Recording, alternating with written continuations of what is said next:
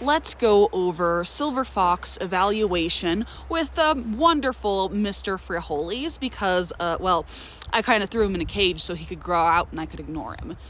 All right, just like any commercial breed, we're gonna get him set up. We're gonna have our feet under our eyes. We're gonna have our feet under our hips. We're gonna give a little bit of smush, rearrange the feet to make sure that they are again under the hip while being posed appropriately. Now, when it comes to commercial rabbits, on the top you want them to be kind of egg-shaped. So you want a really nice wide shoulder, a slightly wider hip that comes down nicely to the table, and then you also want to make sure the loin is nice and wide. You should have trouble fitting your fingers between the loins and the hip right here. So the wider it is, the better, and that wideness needs to follow through down to the table.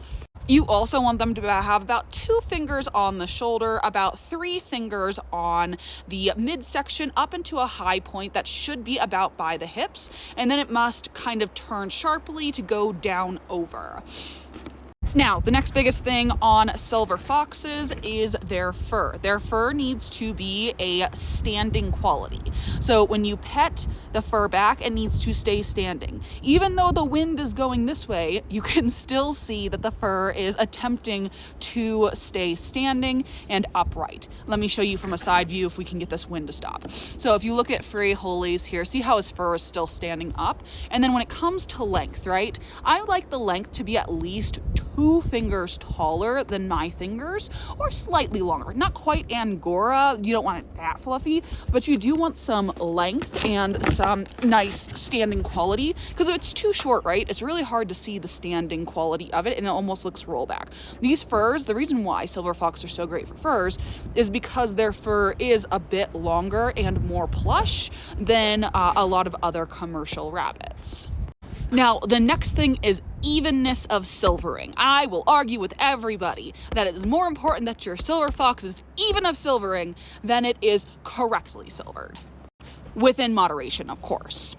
So basically, you want all the silvering to look the same all over the body. The biggest places you're going to find fault with this is going to be the face, the ears, and the feet. See how light his feet are, rather how dark or lightly silvered his feet are right here. They are not quite as silvered as I like. And then also the belly can be a problem, especially like juniors and intermediates.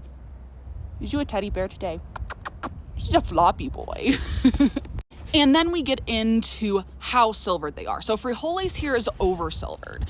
He doesn't have the correct silvering. We want just a bit less than that, but he is pretty even over the body. He's kind of lacking on his face and ears in comparison.